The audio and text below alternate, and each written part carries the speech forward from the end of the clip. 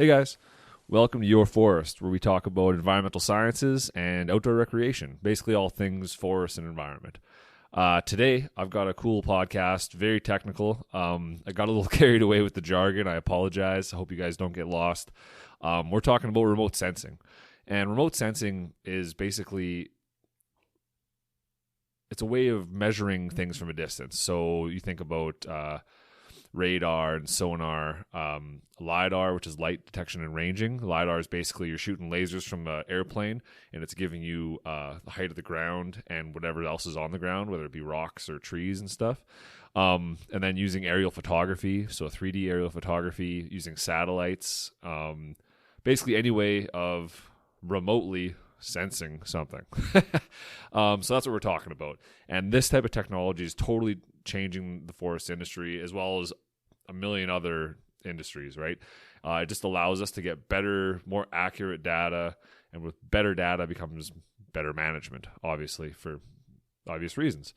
And so I wanted to bring on Guillermo Castilla and Rob Skakun to talk about their research that they do. They're both researchers for the government of Canada, researching remote sensing technologies and the use thereof in the forest industry. So Rob does stuff for fire. Guillermo does a bunch of stuff. He does some inventory stuff. And yeah, they're doing a bunch of stuff regarding research for remote sensing. So Rob has a Bachelor's of Science in Land Use and Environmental Science and a Master's in Geographic Information Systems. And Guillermo has a Master's of Science in Forest Engineering, a Master's in Science in Environmental Impact Assessment, and a PhD in Remote Sensing. So they know their stuff. Definitely listen to what they have to say. Really cool stuff. Yeah, it was a really good podcast. It was the longest one we've ever done. There was a lot to talk about.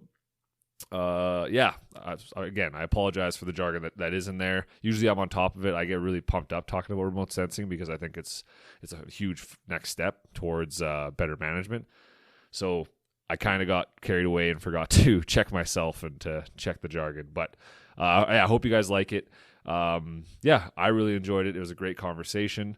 One of the things that the Rob wanted me to mention is the National Burned Area Composite. That's what they're working on. It calculates forest burned area on a national scale using the best available post-fire data from provincial and territorial fire management agencies. And Natural Resources Canada. So, yeah, we talk a bunch about that. It's one of their things, basically measuring fire burned area through satellites. Really cool. And a bunch of other stuff that we're doing. Automated inventories. We talk about drones. So yeah, drones is another way of remote sensing. So you put LiDAR on there or video or a number of things, right?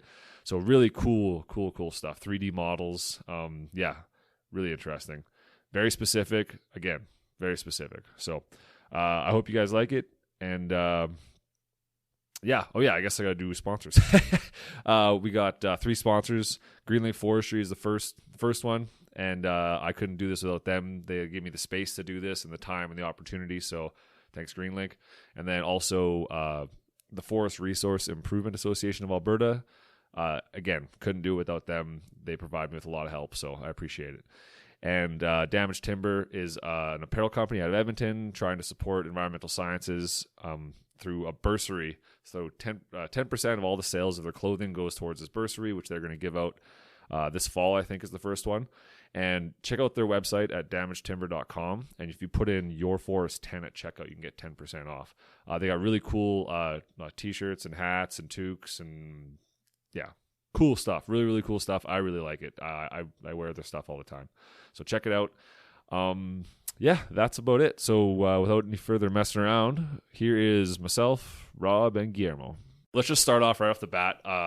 Let's just explain what remote sensing is and kind of all the tools that are being used there. Yeah, for me, I get so jacked up about remote sensing that I get carried away and I get into the details without explaining myself. Yeah. So let's start with remote sensing, just a kind of a definition and the tools being used, that kind of stuff. Okay. So remote sensing is a field within geographic information science that deals with the capture and the analysis of data, mostly images acquired from either planes or satellites. Right. And the name is kind of funny. at least to me, because well, you want to the field started, as you know, after the Second World War, or even before, after the First World War. There was a big development of aerial photography, right? And was used mostly for reconnaissance during war operations.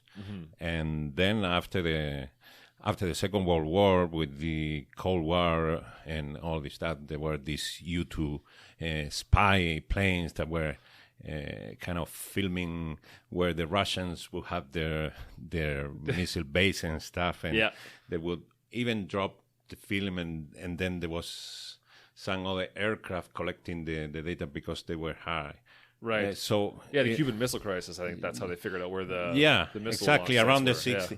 Yeah. Actually the term remote sensing was coined around the 60s, and it was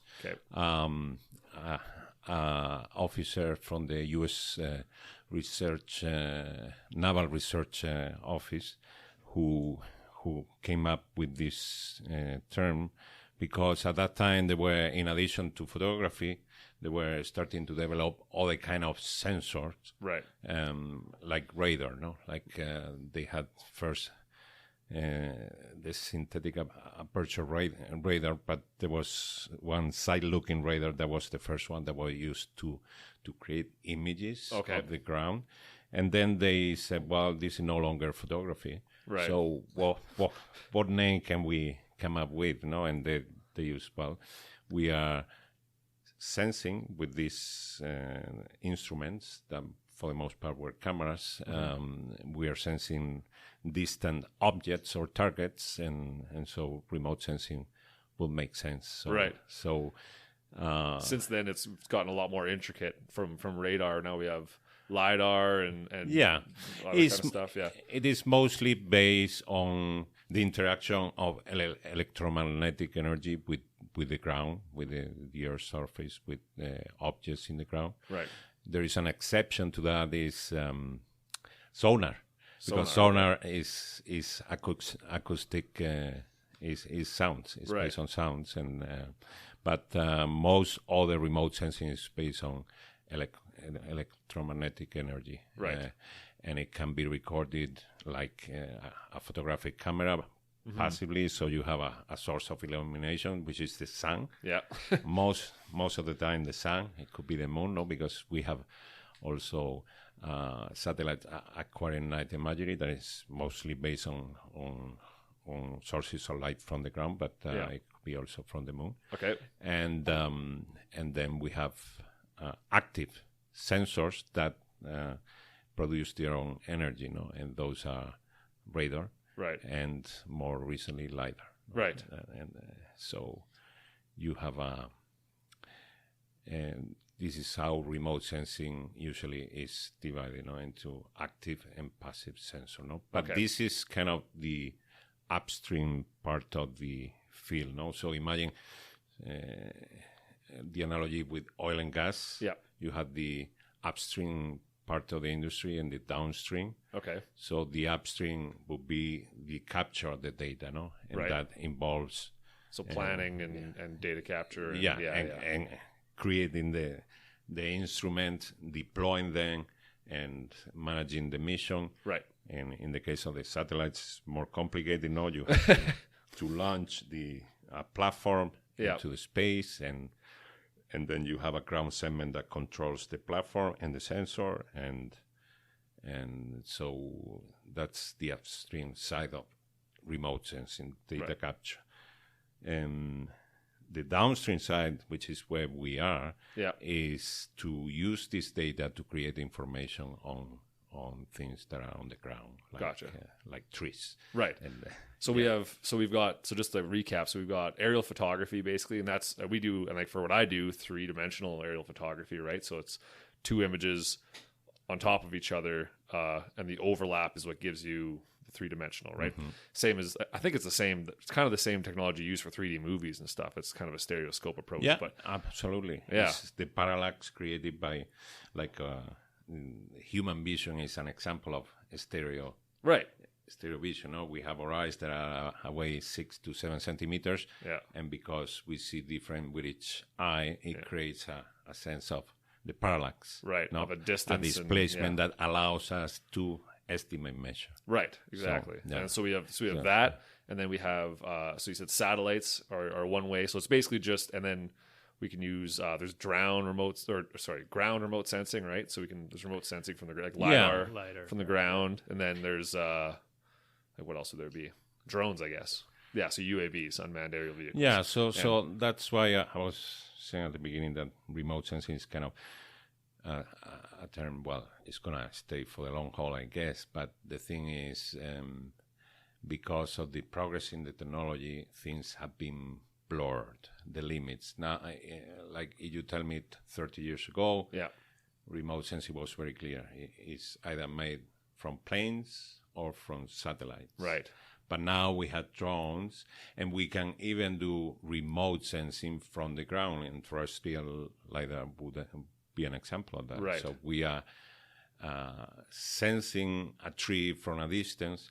I would call that more proximal sensing than remote sensing, because it's not that we are 700 kilometers away from our objects of interest, like when we acquire imagery from a satellite. Yeah. But we are just a few tens meters away from the target. So in that sense, I think that UAV, so drones and all this, that would be better called proximal sensing, because we are pretty close to the targets. Right. So it's basically just remote sensing is basically just recording information about something from a distance, basically.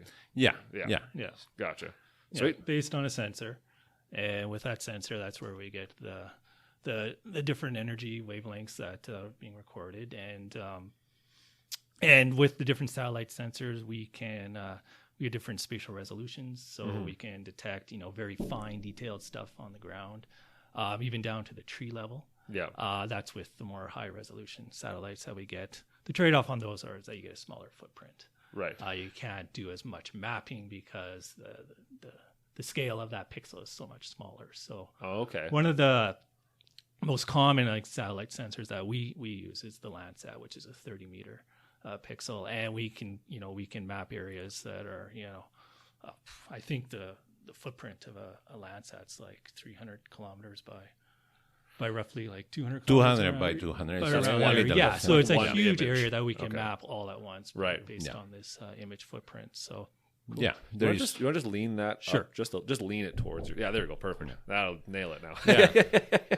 So, when we talk, and this another term that is used. So again, we have geographic information science, so GIS, and within that, remote sensing. And then within remote sensing, you can talk of airborne remote sensing and satellite remote sensing. And satellite remote sensing is usually referred to as Earth observation. So because it's satellites that are observing the Earth, it makes sense.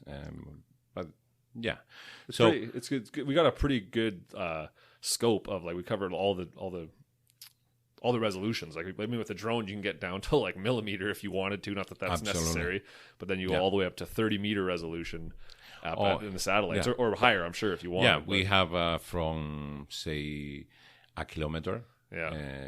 Spatial resolution that would be, for example. What would that be for? Yeah. If you had a pixel that's 1 kilometer, like what would that be? What would you get from that? Well, you get large area coverage. I think you could almost scan the entire country almost in what would 2 passes. But what information could you get from that? Because if the pixel, that's you're averaging in that pixel, you're averaging out a lot of different colors and stuff, right? Yeah. So it'd be more broad level detail of the landscape. If we're going to talk about forest inventory, and you're going to do a say a species composition, but it wouldn't be down to the species level. It would be more like a conifer stand. That we could possibly map, or deciduous. So you could say it's mostly conifer in here, mostly deciduous here. And you can kind of say where the natural subregions are, that kind of stuff. That's exactly it. Yeah. Okay. So is that you said you can get I think you can get the 30-meter stuff for free from the government, right? Yeah. Well, that is another trend. So one trend in this blurring, there is another trend in remote sensing that has been the kind of democratization of the discipline. So nowadays, anyone can do remote sensing. Right. Like 40 years ago, you had to be in a federal lab, in a university, or a consulting firm. Right. And you had to pay, I think it was, say, $5,000 per one of these scenes. Oh, really? Yeah. So it's gotten a lot cheaper than now.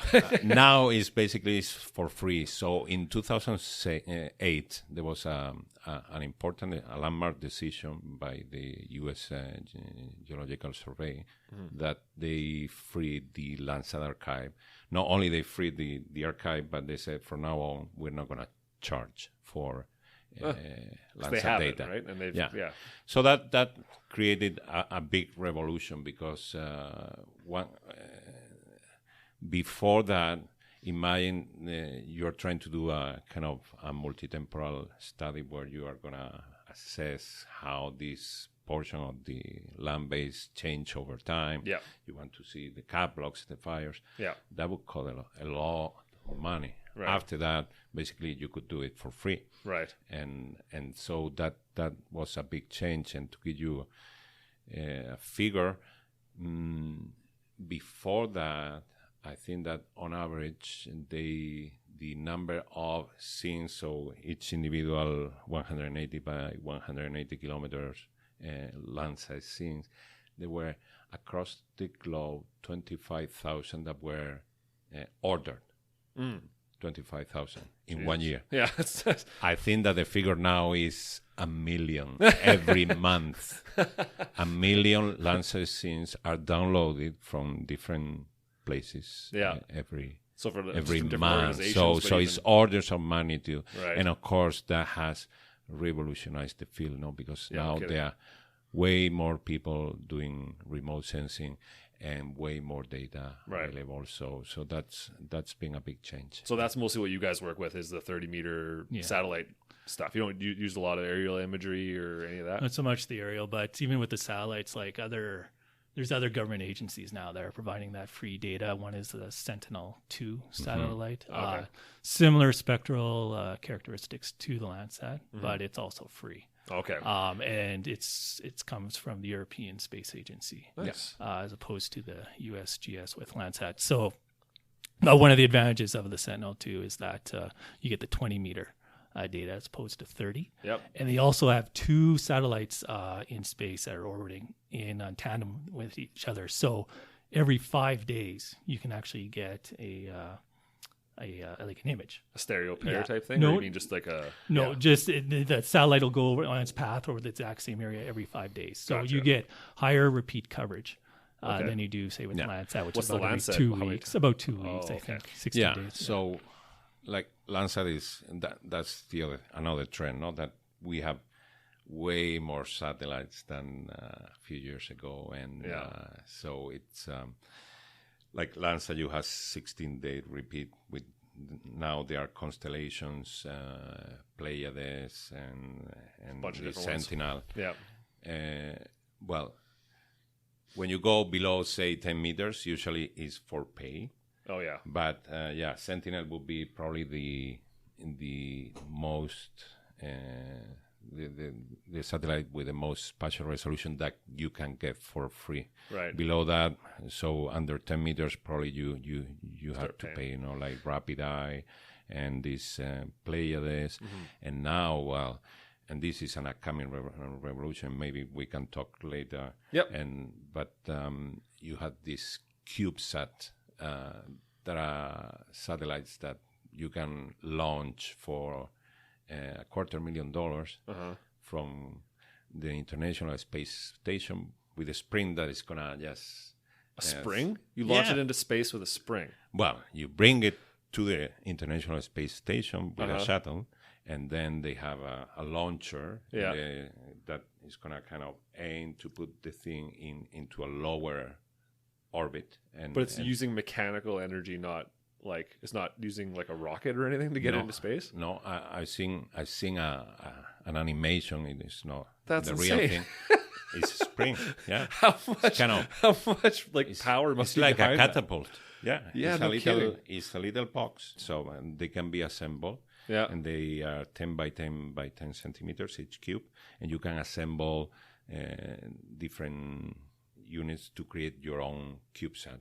And they have their own solar panels and their own instruments. Okay, so the satellite itself that you're launching is, you said you take 10 by 10 pieces, and you can add a bunch of them together. Yeah, to make they're one? modular. They're modular. So do you send them up into space in 10 by 10, like in just the cubes? I don't know if they are already assembled when they travel in the shuttle to the ISS or they are assembled there. I don't know, but the fact of the matter is that with that, and then there is this Elon Musk SpaceX. Okay. So this you said you said that they So they do travel in a shuttle to the ISS. Like, where's the spring? It sounded like the spring was on the ground. The spring is in the station. I thought you were saying that. No, it's kind of a catapult. You put imagine this box. Yeah. You put it there, and then the catapult is gonna be aimed to a particular orbit, and it's gonna from the ISS though, and it's gonna be launched from there. Yes. I thought you were saying that they're launching it from the surface of the Earth into space. I'm like, what is that? What would that take? In theory, that's possible, and the thing is, it's blurry in my mind. I don't remember for sure, but I think that there are people actually working on that, thinking on that, because basically the act of launching a satellite is basically you throw a stone. Yeah. It describes a parabol, right? Right. So you had to throw that stone with enough force that the parabol is gonna land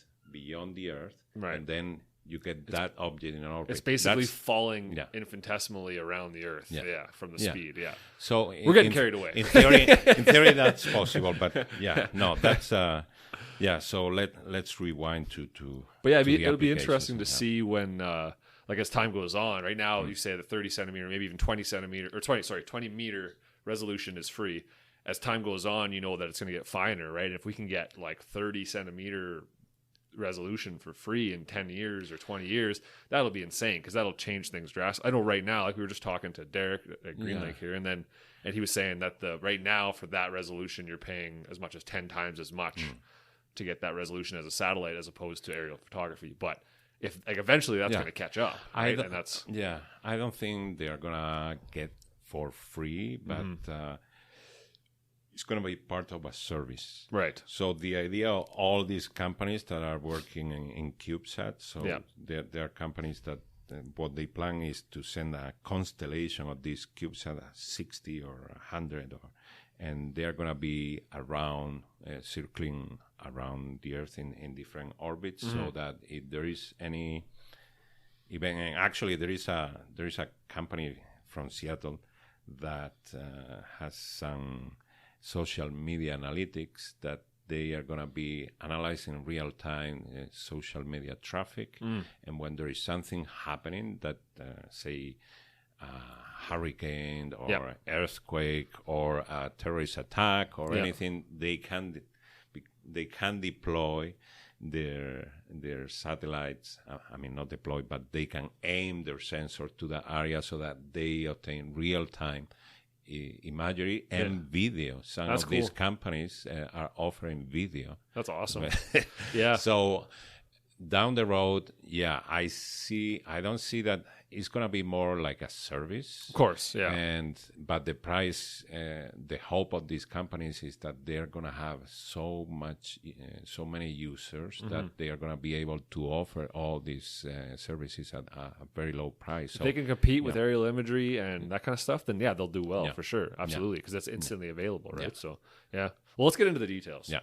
Okay. So, we've been talking a while already. I guess we can start with Rob. Sure. So you're using. So explain what you're doing with you're working with fires and trying to map out the fires in Canada.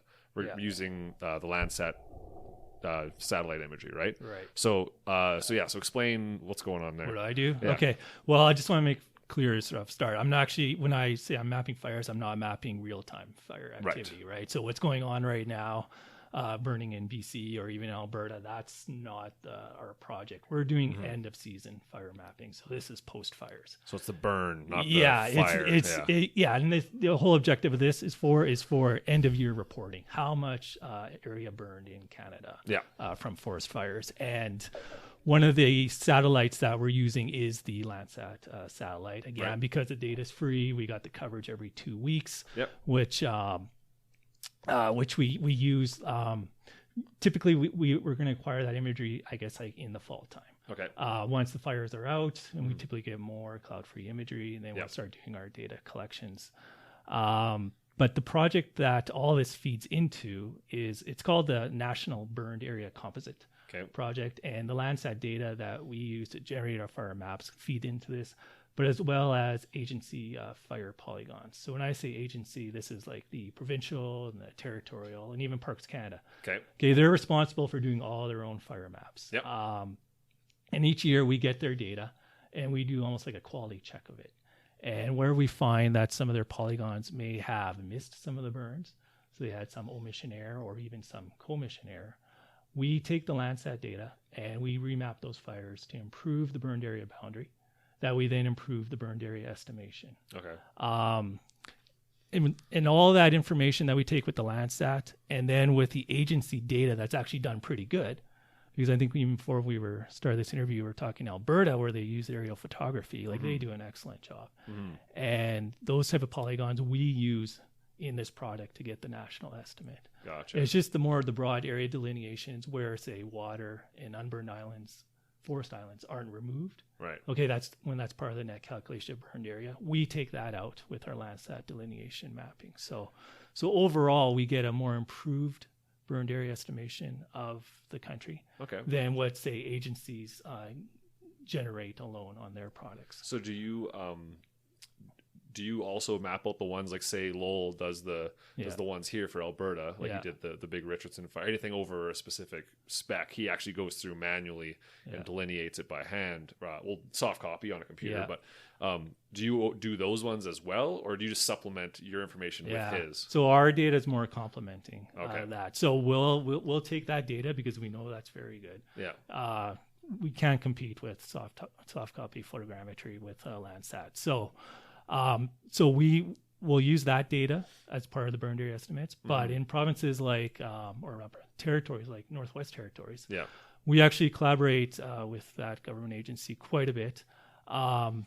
Their protocol for fire mapping has tended to be more aerial surveys. So flying in an airplane with a tablet, or back in the days, probably a hard copy map. And then you would almost delineate on this tablet or map what the burned area is. So just a rough, raw delineation. And what happens is that you overestimate the fires, right? Is that's the general trend? Is it's overestimated? It's overestimated because you're not removing water. You're not removing unburned forest islands, because when a fire burns, based on the fuel conditions and wind directions and all that, we get different burn severities within that fire event. And not everything burns. So so working with the Northwest Territories, we're actually we're updating all their fire polygons back to 1986. So the idea is to have this 30-year time history of fire polygons that are going to be based just on Landsat data alone. That's going to have the water removed, going to have the unburned islands removed. And this is going to improve their historical records of burned area in the territories, but it's also going to improve the national estimate of burned area, which will be part of the National Burned Area Composite. Right, that makes sense. So how long has this been going on? Well, we started this project back in 2004, and this was the project was developed for a carbon accounting that CFS does every year for national reporting. And it was the same idea back then in 2004, was that the data that they had then could be improved. Like the burned area estimations could always be improved, and we wanted the best burned area estimations so we can get better estimates of what's going with carbon emissions. So this project's been going on for just over 10 years, and we still continue it each year. We still report to the carbon accounting team with our product, but we've also made it publicly available, and this is just recent. If people want to download this product, it's available on the Canadian Wildland Forest Information website. This is a CFS website, and if they go on there, they'll find the National Burned Area Composite, and it's polygons. Yeah. All right, so they're going to download a shapefile for each year. That's going to have the polygons based on our Landsat delineations and the agencies. Perfect. But I just want to throw in too that it's not like just burned area, but it's attribution as well that characterizes the fire that we have. So, for example, start dates and end dates. I wanted to ask you about that. Yeah, how do you go? Because if you've got a 2-week flight, so like say the satellite comes around every 2 weeks, right? So and say sometime in that interim a fire has started. Yeah. What's the accuracy of the start date? Well, and how do you calculate that? Sure. Well, fire hots. Okay. Well, we get start and end dates actually from 2 sources. Okay. One's from satellites, which is where you're going with, but that we use the MODIS hotspots for that. The MODIS hotspots are so it comes from a MODIS satellite, right? And that's daily coverage. Oh, okay. All right. So it's not like Landsat where it's every 2 weeks. It's more of a course resolution. Satellite. So a hotspot is basically based on thermal. Is a thermal sensor that is gonna give you in any given day pixels, and the pixel are 500 meters. Pixels where there is a peak of emissivity in the thermal. And so it's a suspected area where there is a fire going on. Sometimes it could be flaring, or it could be agricultural fields. But does it have to be a pretty big fire for it to come up on there? Yeah, I don't know what the sensitivity of that is, but when there is a big fire, bigger than the pixel size. Yeah, and the pixel size is 500 meters. You said 500. Yeah, I think the thermal's 500. Okay. That's one of those sensors that has different pixel sizes based on the spectral bands. But I think with the thermal band, it's a 500. Yeah. But anyways, what we get from that is it's actually a point. So the MODIS people, they'll process the data and they get a point location. And with that point, then you get the date that it was acquired. Gotcha. So over a fire event that, maybe goes 2 weeks or even a month, we're going to have hundreds and hundreds of points over this fire. Right. And what we do to get the start and end date is really we just take the first point and the last point. That gives us the approximation of the start and end date. And I imagine this is for, like you were saying, remote places where there aren't fire towers and there aren't people. Like, you know what I mean? Like Alberta, we get start and end date because there's fire towers everywhere, and there'll literally be a person in a tower that goes, there's a fire there. It started at 11:02 a.m. But like this is for places where we don't have that resource, I'm guessing. Well, we do it across the country. So if we have hotspots over a fire event, we'll take that first and last hit. Gotcha. And we'll get the start date. But also, too, what you mentioned, like the human observation, like that's important because there is error in in those fire hotspots, whether it be cloud coverage. That maybe the sensor, or the thermal energy wasn't being detected because of clouds. Right. We may not get a point. So we take both in this product. We'll take the human observation of a start and end date if available. Yeah. If available. Or we'll take, from the satellites as well. Right. Okay. Yeah. That makes sense. We'll make sure to get that link. I'll throw it in the show notes so that people can just go right to it if they want to get to it. As far as burn severity, right? Yeah. How is that? Like, I just, for myself, I know how, for example, we do it with aerial imagery because we have 30 centimeter resolution. We can see if the fire's been underneath the canopy and it's burned out the understory and not the overstory. We can see if it's burned deep, if it's burned, you know what I mean? We can see that really, really easily. How do you figure that out with 30 meter resolution? Is how do you sort out burn severity? Sure. Well, my experience with burn severity, I just want to define when I say burn severity what that is. Yeah. That's the ecological impact on the vegetation after a fire event. Right. And burn severity can be kind of, after that, it's like 2 ways. You can either do immediate burn severity, so that would be at the end of that fire season, what burned, or 1 year after. Right. All right. And my experience is that how we estimate burn severity, it's through models of ground data. Okay. And our ground data is based on the composite burn index, or CBI. Okay. So that's where we'll get that ground estimate of burn severity. And they measure, you go into the field and you'll measure what the burn is on the canopy and then on like the stem, so the inner layer, and then on the ground.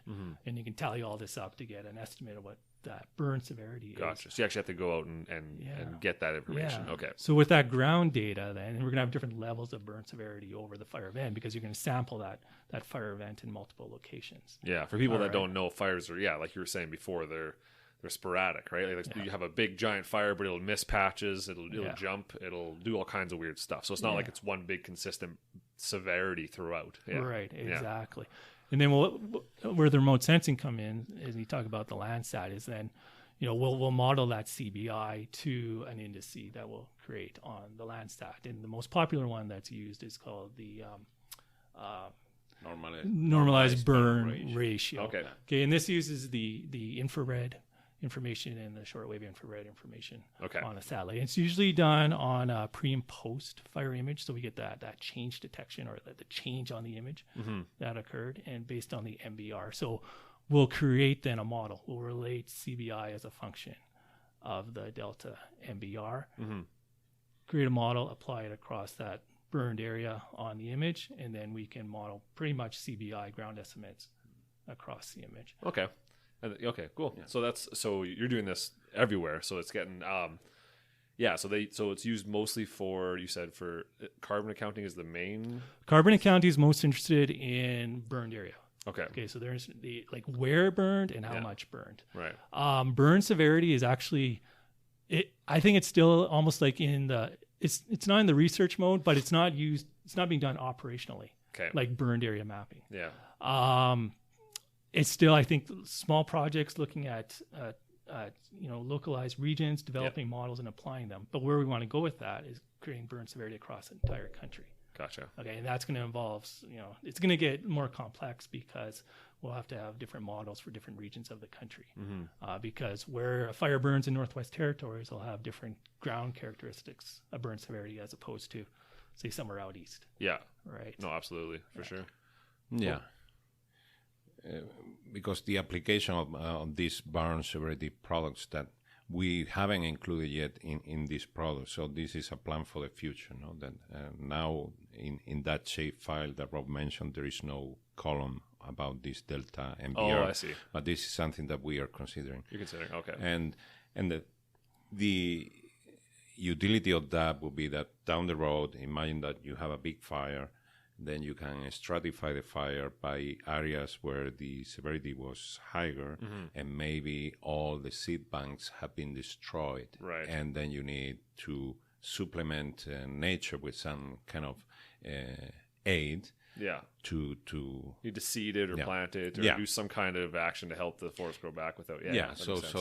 And then for doing retrospective studies of this given fire 20 years ago, how has this index evolved through time, and so that we can say, well, when the DMBR is this, we can assume that there is a regenerating forest there. Yeah. However, that's the relation between this composite burn index that Rob mentioned and the satellite data is very variable depending on many factors that are not directly related with the burn severity per se. Gotcha. So is this all? I never even really asked. So when you're delineating, like the fires being delineated out and attributed, is that all automated or is that done by a person? Yeah, no, we have an automated procedure with the Landsat. We take the pre and post fire imagery on the Landsat, and it's run through a system.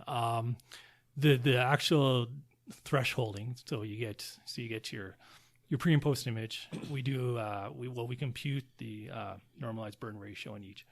Get the then delta normalized burn ratio is what? Right. So that's what we were talking about. We're doing burn severity. Oh, right. The burn. Okay. Yeah. Okay, sorry. So just that index alone is just, it does a really good job of pulling out fires. Right. On Landsat imagery. So then when you do the pre and post, so before a fire and after a fire, then we see that change on the image. Yeah. Based on the delta MBR. Okay. All right. And then we have this thresholding exercise. Again, that's automated, but basically it'll do the delineation on that MBR. And it'll attribute it as well, then all that. Yeah, well, yeah. So then we get the delineation. of the fire event, which becomes a polygon. Yeah. And then the attribution is attached just based on association, say with fire hotspots. Yeah. Or we'll add that in based on what we get from human observation. Like another one we didn't mention was fire cause. Yeah, that's another attribute that we add to this product. Right. But that is not detected with remote sensing. That comes from remote sensing. Yeah. Or sorry, from human observation. But that's one of those things though, like remote sensing, I think a lot of people, when they hear about, you know what I mean? When they hear them bringing on researchers and stuff like that, they go like, oh, well, they have no real life experience and it's all data and it's a model and it doesn't reflect real life. And I said, well, no, that's not true. Right. Like I think people get carried away with that and they don't realize that all of this research and all this data is being supplemented with real ground data to make sure that it is correlated. Right. Like I think people, they miss that. They think that, you know what I mean? That we're uncomfortable being outside and we just sit in our computer and punch away and don't ever like correlate the real world with the data, right? So it's good to know that. Obviously, I mean, I know that, but some people forget that, right? So it's all being correlated and related because that's ultimately what we want, right? Yeah, for sure. In any given remote sensing project, you need ground data because always without ground data, you cannot anchor your remote sensing data to a real attribute phenomenon that you are, unless you are directly measuring it with your remote sensing instrument. And an example of that would be height with LiDAR. So in the case of let's explain LiDAR real quick because I don't think we've done that yet. Okay, so LiDAR's So LiDAR is a relatively new technology that started in the 21st century to be used airborne. So you have a plane that has an instrument that basically has a range finder that is sending pulses of collimated light, so very concentrated beams of light. Let's call it a laser for fun's sake. Laser, and so they are so concentrated that the footprint of one of these pulses of light is about 20 centimeters on the ground. So this pulse bounce. It gets a 20 reaches centimeter. some targets on the ground, and part of that energy is bounced back to a sensor that is mounted together with the instrument. And depending on the intensity of this rebound, you are going to create, and there are two types of LiDAR sensors, those that create a waveform that is a continuous, basically it's a count of the photons that are coming back from this pulse. Okay.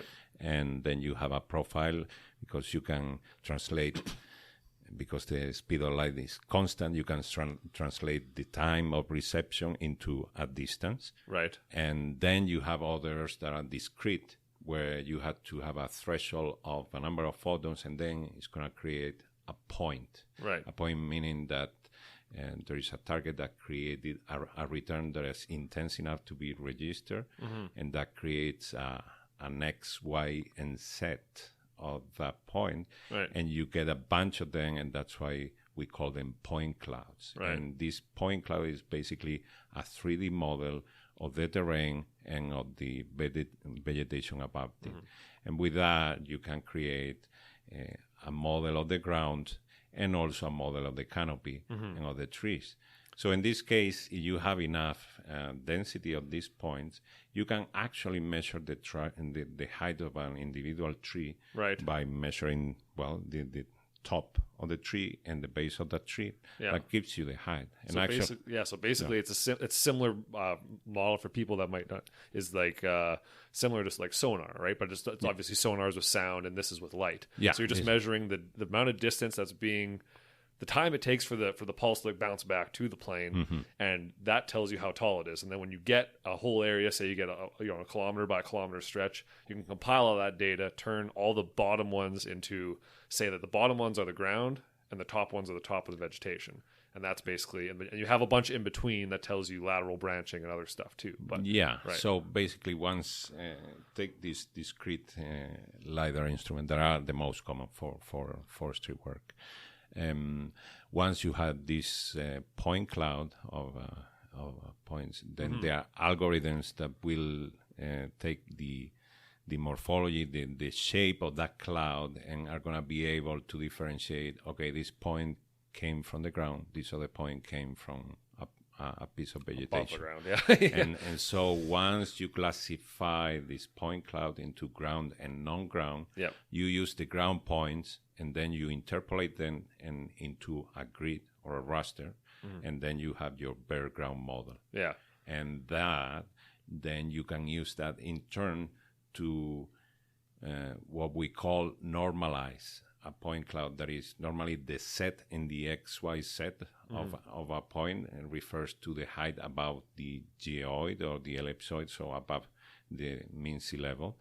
But when you normalize, basically you subtract that set from the elevation of the ground at that point, and with that you create basically what we call a canopy height model, where you have a raster where each pixel has a brightness value, the height of the vegetation in this particular piece of land that can be as small as 25 centimeters, a meter. It's really good. We use it here all the time, right? Like I use canopy height models to determine. It helps me when I'm interpreting vegetation heights and all that kind of stuff. And it's supplementary with visual, but because like you said, it's not necessarily like, I can't say the very top heights of the LiDAR are 100% the top of the tree, because it might have missed it and got a lateral branch or something, but it's close. Yeah. And especially when it's over a huge area, you know that it's going to hit, some of them are going to be at the top of the tree, and you can average it out.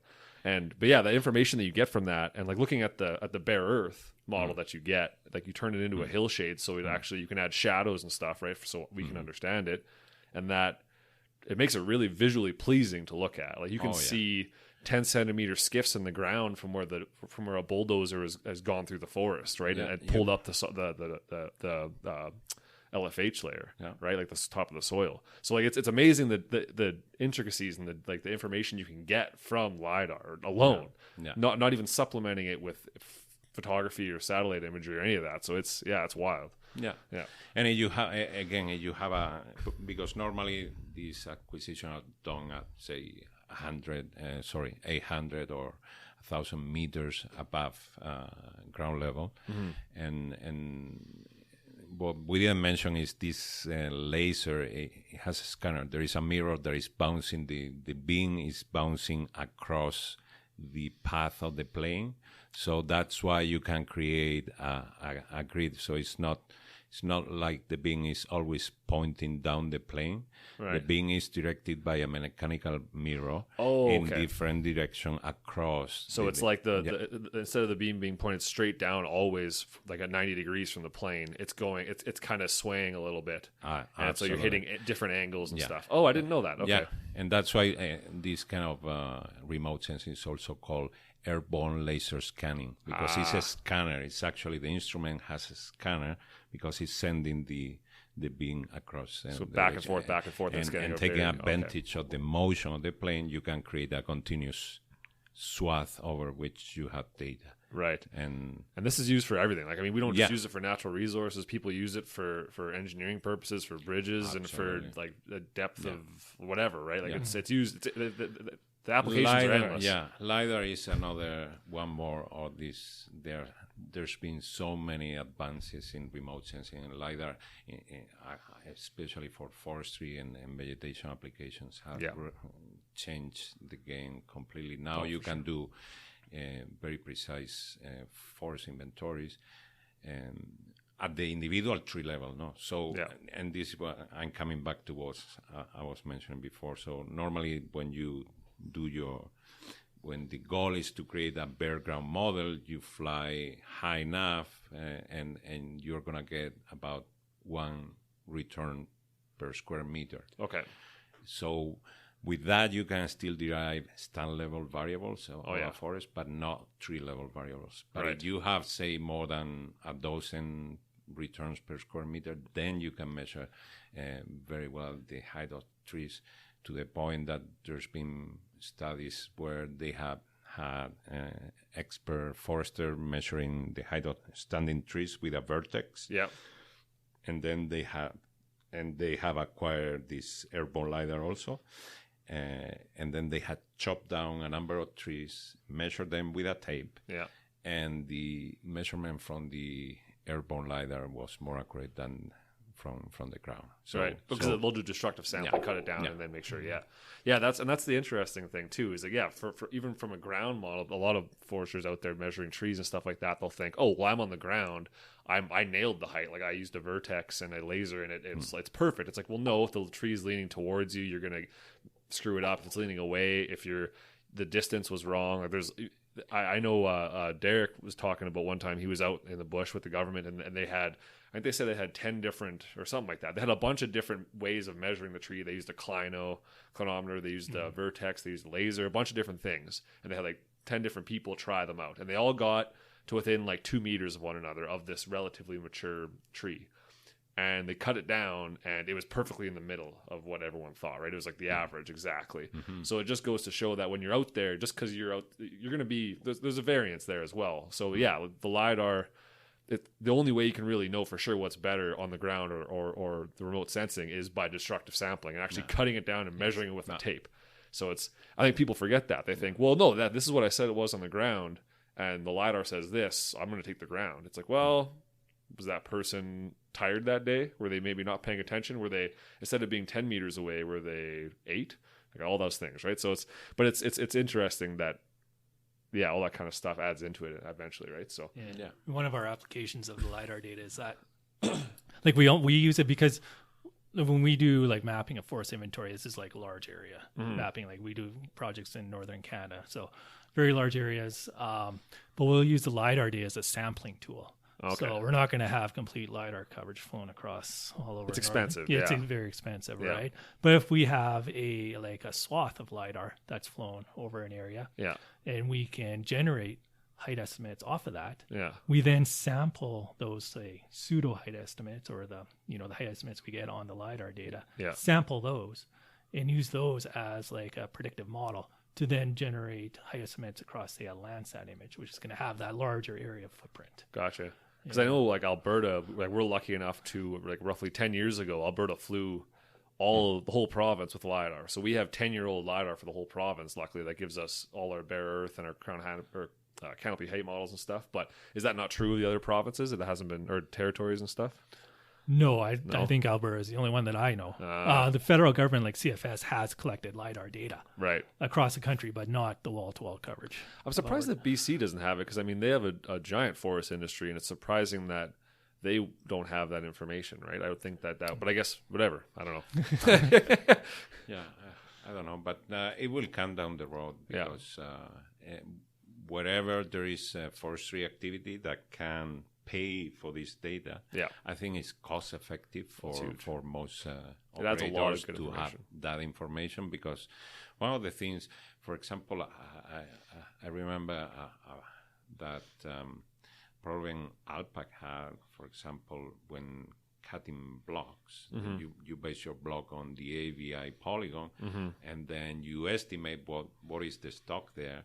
And then you're estimating volumes and how much wood you're going to get off of it. And then when the truck comes, the hauling, what you get is not what you thought you would get. You can get more or less, and of course that makes difficult planning operations. So if you have LiDAR, then you can plan your operations way more precisely. Totally. And of course, I think that the money that you invest in that pays off. Well, especially with the old inventories too, where we were using hard copy stereoscopes, and you're just using a pen and a paper, and all you have is the stereoscope, and that's it. There's no other information. Now with soft copy, I've got LiDAR, right? So I already know how tall the trees are automatically. I don't have to do it. I don't have to guess.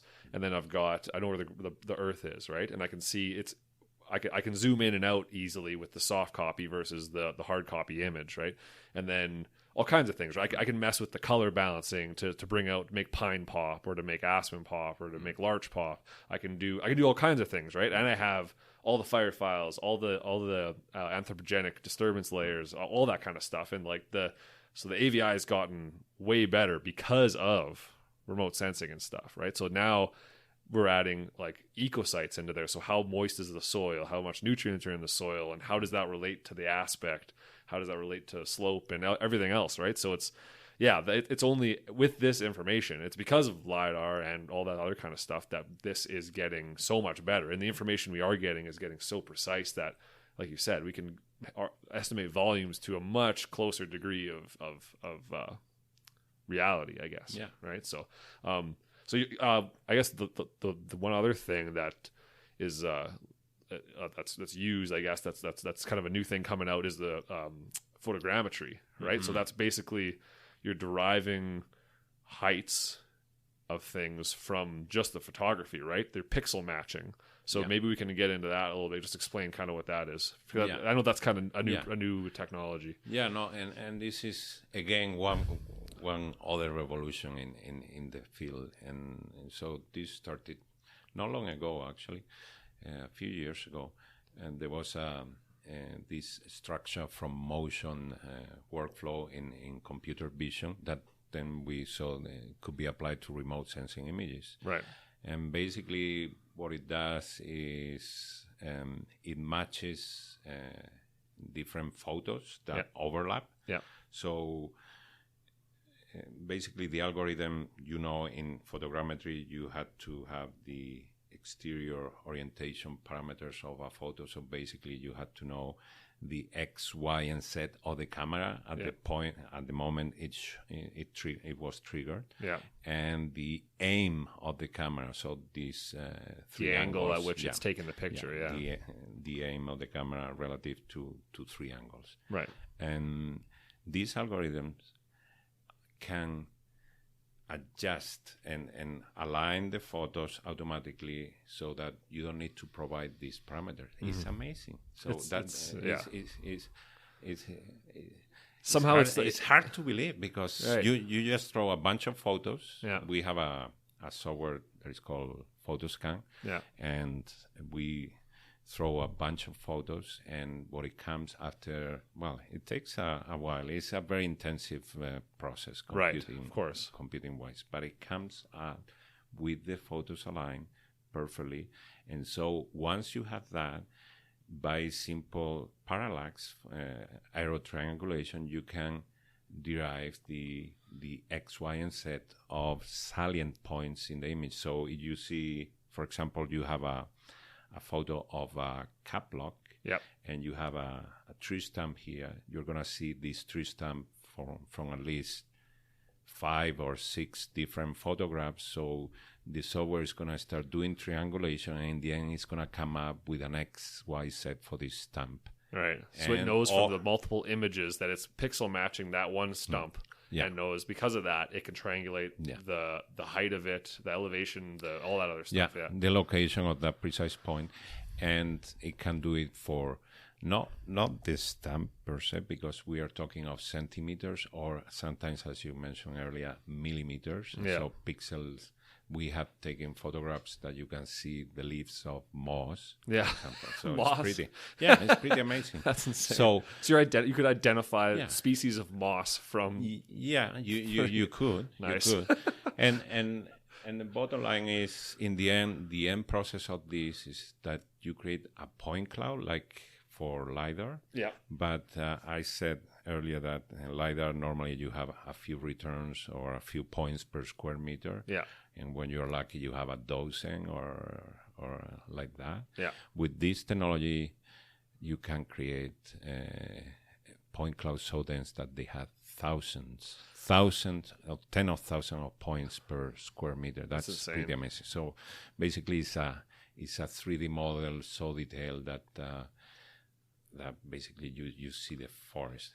Yeah. You see the forest, but of course it's not all so rosy, because the main problem with photogrammetry, with photogrammetric point clouds, they are called, is that because of the nature of the sensor, there is a simple photographic camera. Yeah. If you have a dense forest, obviously you cannot see the understory, right, and you cannot see the ground. If you cannot see the ground, then you need an ancillary source of information about the ground to be able to normalize that point cloud so that you can measure heights. Right. So it's a supplementary technology for supplementing LiDAR, right? So that kind of stuff, yeah.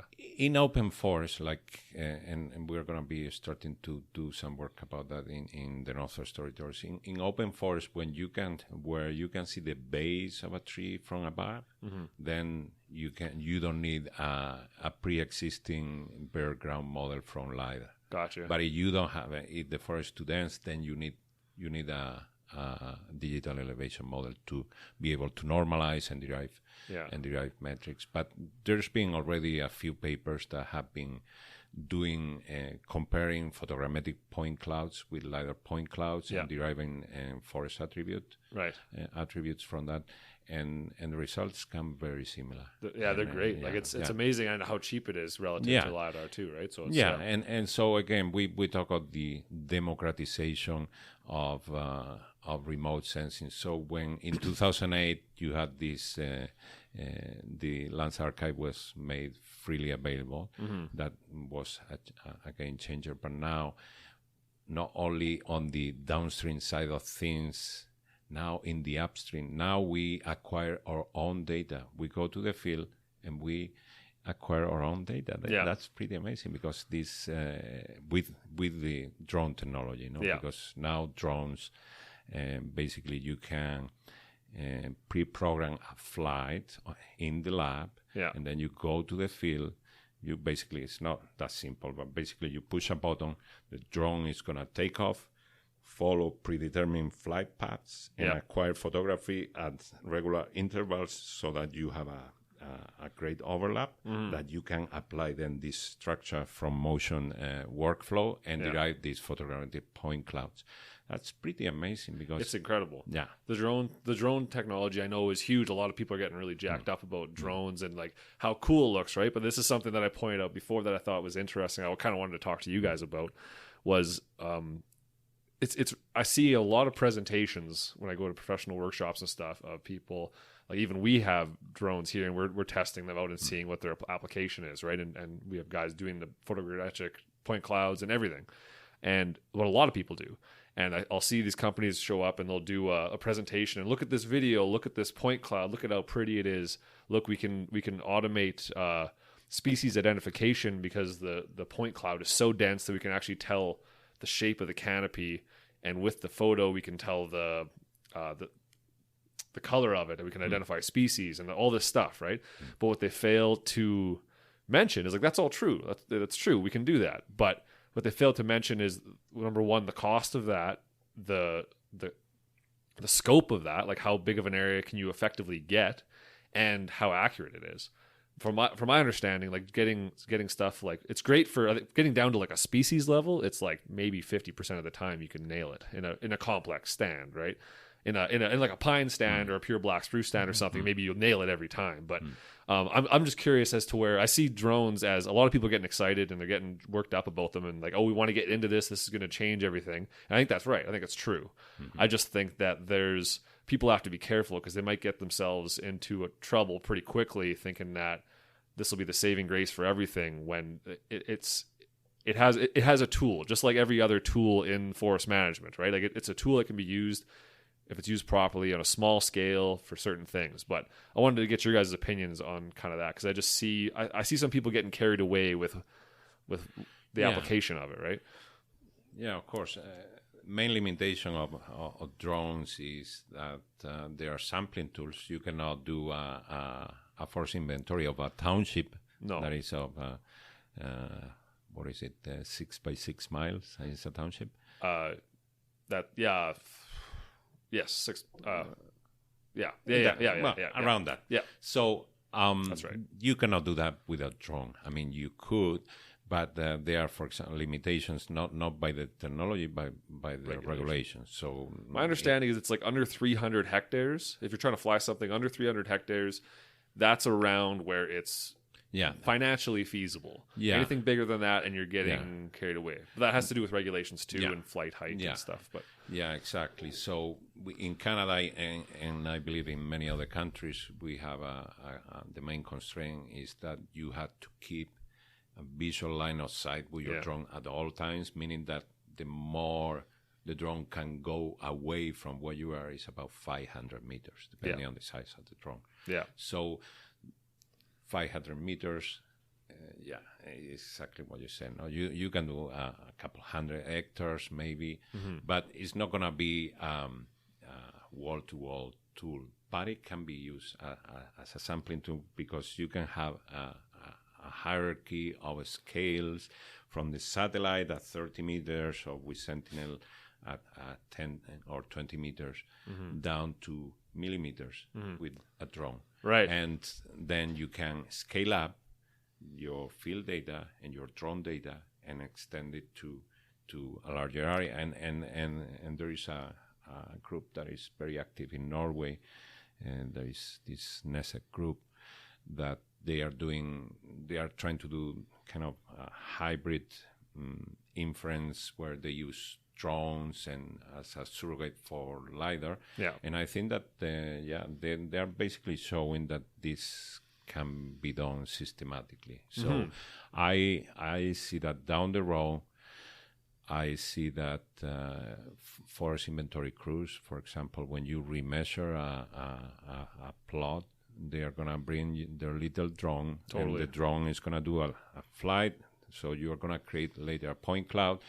And maybe down the road it's possible that no one is going to ever measure again the height of a tree because we know that we can do it better from the air. Yeah. Especially if what you have mounted on the drone is a LiDAR, because now, and that's, that's still very expensive, no? Like a drone with a LiDAR can cost about $70,000, but the price is bound to decrease. Yeah. And then, if you have a little LiDAR mounting on a drone, then you don't need to. No, and that's exactly my thoughts. Exactly, right? Is that it's meant for places where you want really specific permanent data. So like permanent sample plots that we have here in Alberta, right? Where we want to know every 10 or 15 years, we want to take basically like we go out there and do it by hand. But if we could go out and do it with a drone and you can bring it back and you can look at it and scale it and model it and make the 3D model out of it, then you can derive volumes more easily. You can derive like a bunch of different things, right? If you need that specific of information. And that's all I'm trying to say is that this is an amazing tool that I agree. It's going to change. It's going to revolutionize the way we do forest management for sure. Absolutely. But it's just a matter of understanding that, it's only applicable in these areas. Cause say it takes you 3 hours to fly a cup block that you want a post-harvest assessment of, right? The processing time on that is like 10 times, right? So like it takes like for every hour of flying, it's like 8 hours of processing time, right? So it's that it adds up, right? But it's going to be I'm really excited about it. I'm excited to see where we go with this and how much the technology improves to the point where we can get these. Because they look awesome. It looks super cool. And you see a drone footage going up off a truck and flying out and covering a bunch of trees and stuff like that. And, you can see the moose running and like all that kind of stuff. It's really, really cool. And it's really attractive. It's sexy to people, right? And they see this and they get jacked up. And I just want to make sure that people understand that there's some limitations there that need to be understood before we get carried away. And you are right. And the size of the data you create is crazy. Like we were a couple of weeks ago in near Slave Lake doing a cap block for I don't know if David Price, when he was here, commented about his project about this seeding drone. The seeding, seeding, dropping seed pods from a drone into a cup block. Shooting rather than. Sorry, they're shooting into their soil, not dropping. Yeah. Anyways, we had to acquire to do an ortho photo. Yeah. At 1 centimeter resolution of that cap block, so that the company that did the seeding could basically see where suitable locations for shooting the seeds, so that they would not hit a rock or a stump or a branch or and so they're literally flying before you fly the drone out to drop the seed pods. Then you're actually flying it out once with imagery and collecting the microsites that and the drone will identify those microsites and literally drop them as close to that location as it can accurately do it. That's the idea. Yeah. Because the drone has what is called a real-time kinetic GNS receiver, so a positioning system that gives you an accuracy of a few centimeters. It's amazing. Yeah, it was cool. Yeah. We were out there 2 weeks or last week. Mm-hmm. Did you? I was out at the field watching it. I didn't go to Slave Lake to watch the second part, but watching them fly the farmer's field, and it's dropping these pods, right? And it's really interesting to me because I mean, right now, obviously in Alberta, we do a lot of we plant the seedlings, right, which are 3 years old, and they've got a head start on the grass and stuff. With the seed pods, it'll be interesting to see because they're talking about even applying direct herbicide in like a little tiny little spot around where that seed pod is, just where the seed pod is, not the rest of the area, to protect the tree so it can grow up and not be competing with the grasses and whatever else. But it's just, I mean, I'm getting so specific with this, but it's fascinating with this drone technology how specific you can get, right? So and I see that coming down the road. I don't think, though, that the technology is yet mature to scale it up. I agree. Yeah. And this is just a kind of experiment that we are doing. But down the road, I see that is possible. Of course, it comes always to mind the thing of, one more robot, in this case a drone, stealing our jobs, no? And and I have my thoughts about that, and I think there is some truth to this, but the reality is the restoration work is so huge that if we can make it more efficient, because people are going to always be needed because they have to be in charge of the operation. But it's the same as a feller buncher, no? Like 60 years ago, you needed a bunch of people with chainsaws, and before the chainsaw, it was 100, no? And now there is one person with a felon buncher that can do the job of many. And of course, it has drastically reduced the amount of forestry jobs, but it has increased safety and many other things. And there's new jobs, right? Yeah, and there are new jobs. With the technology comes supplementary jobs, right? So they're different. They're not the same jobs, but they change, right?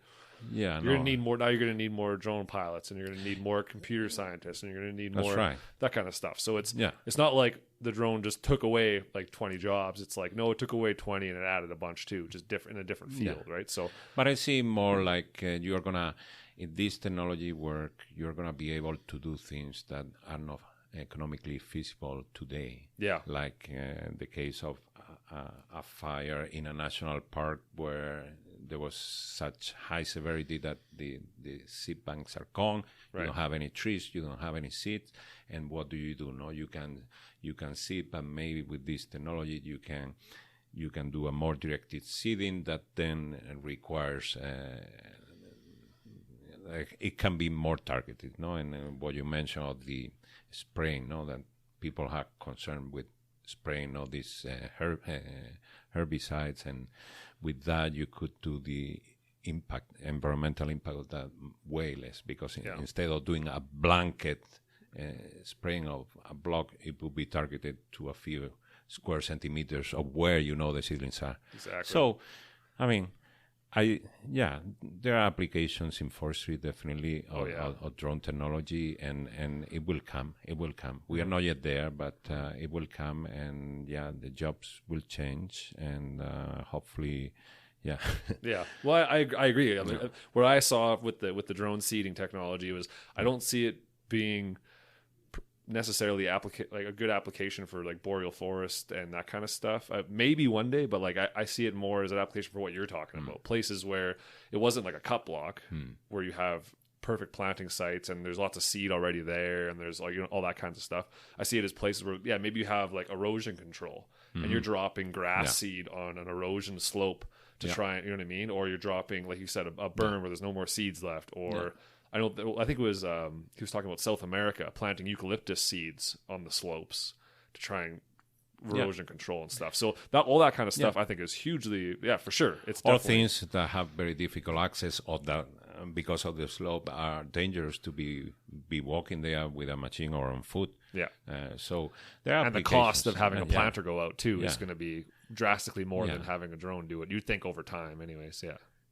Yeah, no, definitely. But the reality is technology is coming. We have this revolution of so much. We have so much data that we cannot handle it.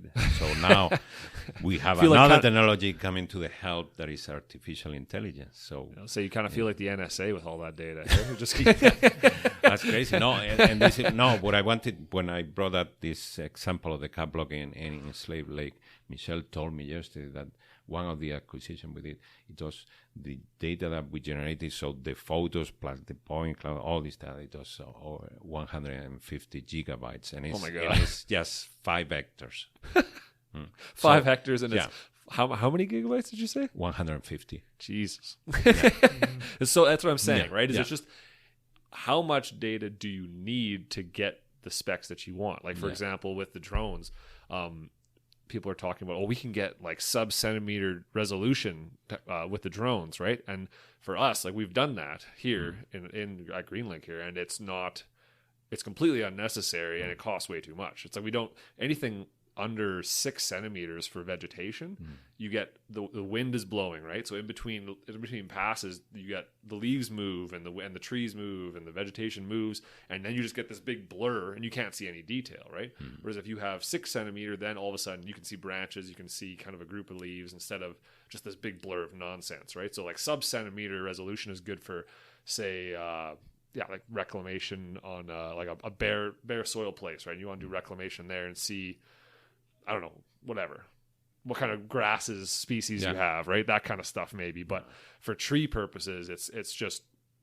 you have to fly too low, too many passes, it's too expensive. But there's a point at which more information is not better. Yeah, no, definitely. Yeah, and but for that, AI comes to the help because the advantage of all these convolutional neural networks that are basically artificial intelligence, machine learning kind of, they are not algorithms because it's kind of heuristics, no? It's machine heuristics. Heuristics. Sorry sure. That's okay. Heuristic is something, it's a rule of thumb, so it's something that is not deterministic, it's mechanic. Oh, okay. So basically, we can process large amounts of data using this AI and derive the information so that in the end we don't have to deal with this huge amount of data. No? And I think that this is the trend.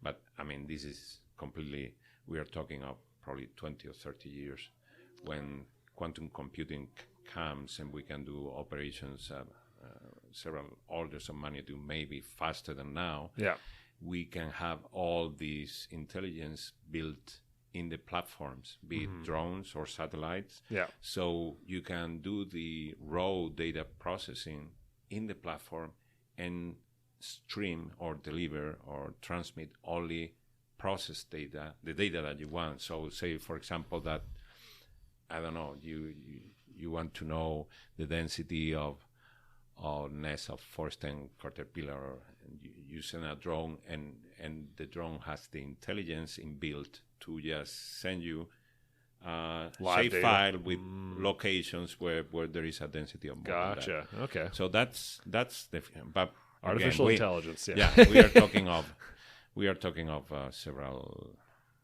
long time. Long time. Although things are accelerating a lot, so for sure, it could be that we talk again in 10 years' time. It's already there. I don't know. Well, I've always said here, like, we talk about automating inventories and stuff like that, right? And although we can do automated inventories now, they're not at the accuracy that we want, right? You may be 50 or 60 or maybe even get 80% on a really homogeneous forest, right?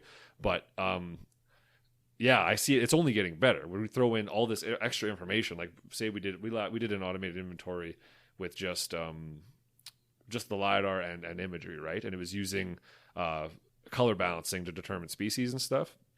And now that we got the photogrammetry and we can add in like the old inventory and we can throw in all this data that we have now and we can get it way closer. So something with like artificial intelligence for this. Like, I think it's only a matter of time before, like, I don't have a job. And it's just that, like, I have a different job, right? Like, it's, you know what I mean? It's, I'll be, you know what I mean? It's just a different thing. So it's, yeah, data entry like that. I think, like, you're right. It's going to get, a computer can do it better once we teach it how to do it. Right. So, but it's just a matter of time. Like, I think, like 10, 20 years, maybe this will all be just the standard of practice, right? Yeah, no, that is a bit scary. Skynet's coming. But it's not the enemy. I say no. The robots or machines or automation is not the enemy, providing that the public is the owner of this technology. If the technology is owned by companies, then yes, then we have a problem. But that's a completely different. We're already on over an hour right now, so I don't think we should go down that route.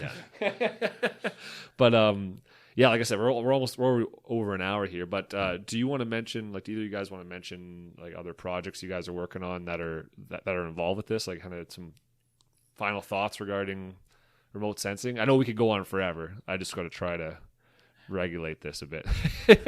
I'm gonna let Rod talk a little again about the burn area work, and then maybe we mention quickly. We have already touched on the forest inventory in the Northwest Territories, and maybe I can quickly describe what we are doing for sure with drones and restoration. Yep, let's do it. Yeah, go for it. So just I guess sum up with the burned area work. Just bring that mic right in there. Yeah. So right now, like, we're mapping burns from last year in 2017. So our timing for completing this project is usually come June, July of the following year. So come June, July of this summer, we'll have the following last year's burns all mapped. Yeah. Like I said, this data is available to the public on the Canadian Wildland Fire Information website. But where the research is going with this is like some of the things we talked about is getting new sensors, starting to do the research so we can map fires even better with finer resolution data. That Sentinel is one of them. We did a little bit exploring with radar data in another project that we've done. So looking at the backscatter. Backscatter. So we didn't get into that, right? Yeah. Okay. So with optical imagery such as Landsat, it's based on reflectance of vegetation. Okay.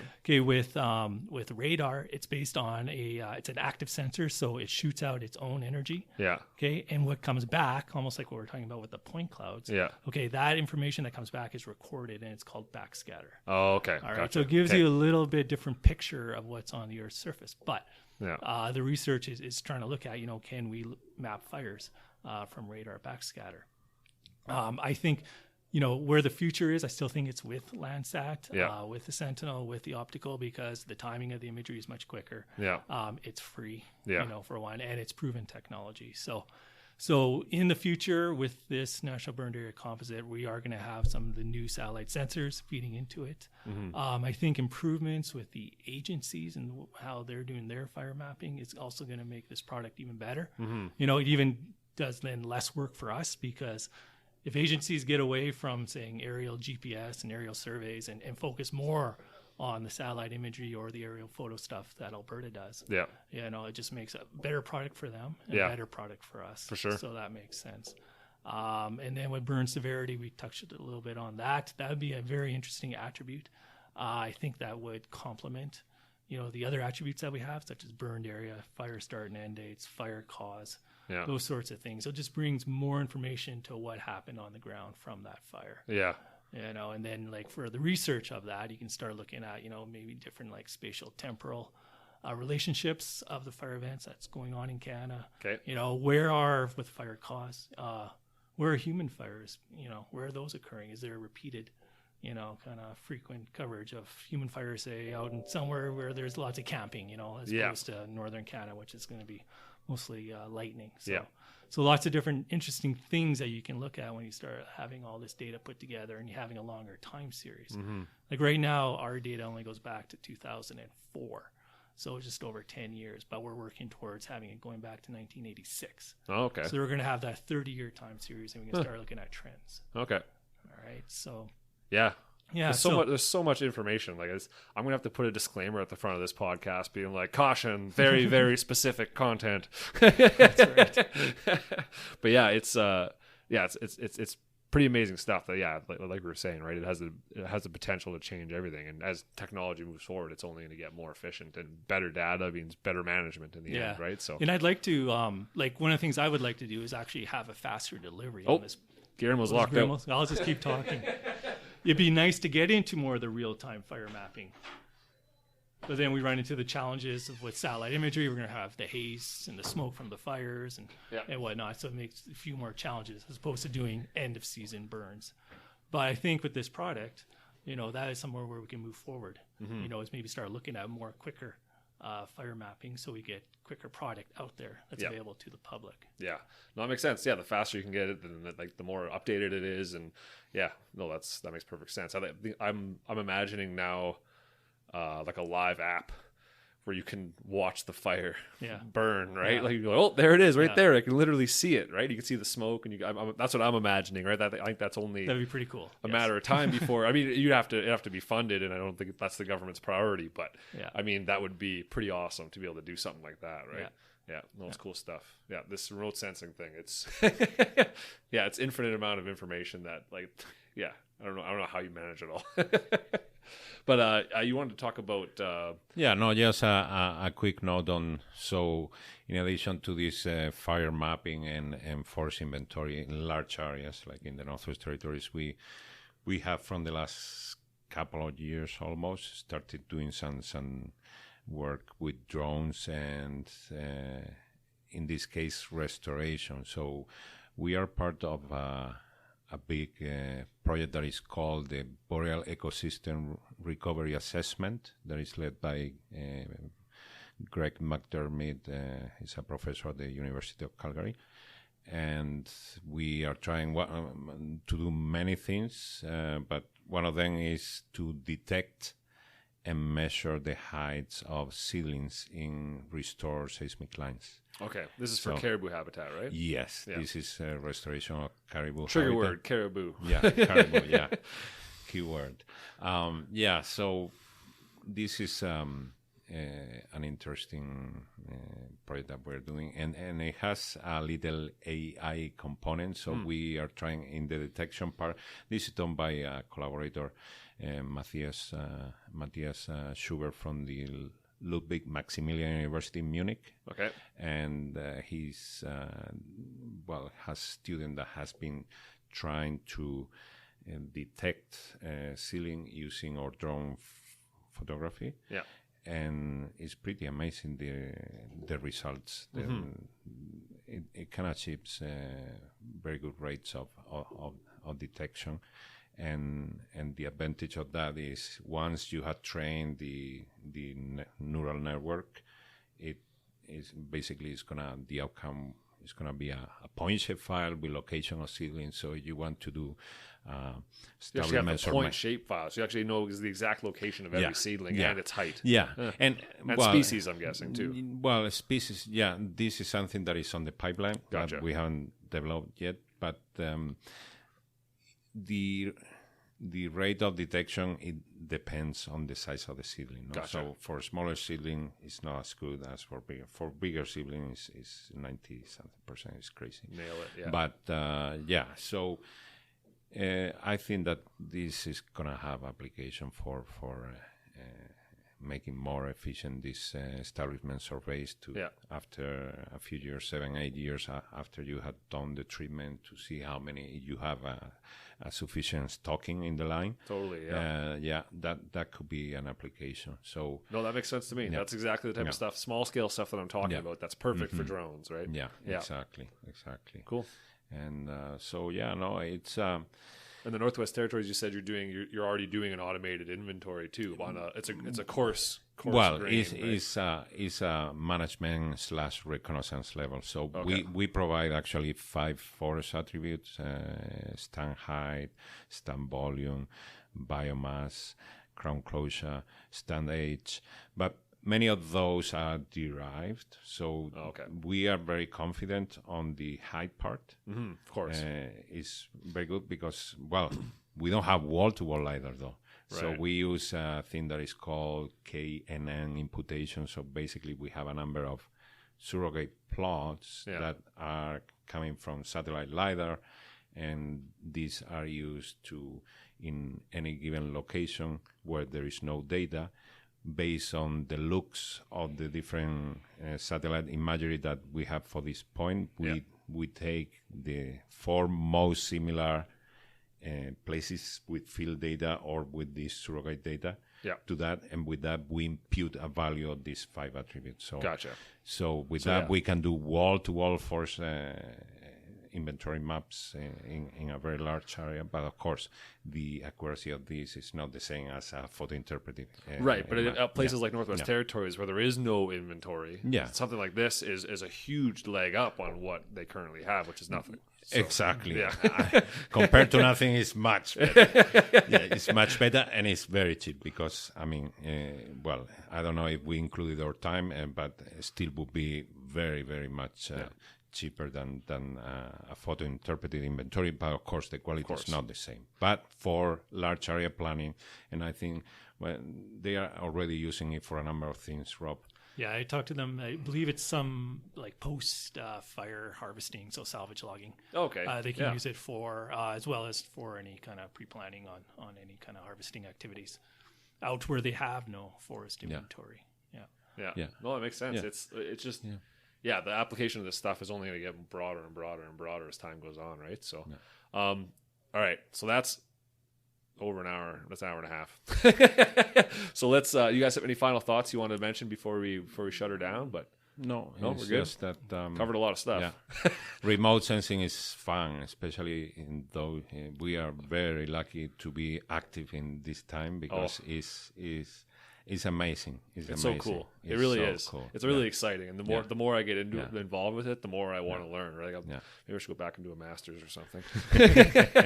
We'll see. But thanks a lot for coming on, guys. This was really awesome. I'm gonna have to make sure to warn everybody. I was telling Rob when you were gone there for a second, everyone's gonna have to grab a pen and a paper and don't be afraid to pause and write stuff down because we've got so much information here. It's hard. It might be hard to keep up. But this was perfect. This is exactly what I was hoping to get out and just kind of get the full, I guess the full view of what remote sensing can do and all that kind of stuff. And I'm sure it will be, if you guys came back in a year's time, it'd be a whole different leg up on things, I imagine. So no, it's cool stuff. So thanks a lot, guys. This is great. Thank you. Perfect. Thank you.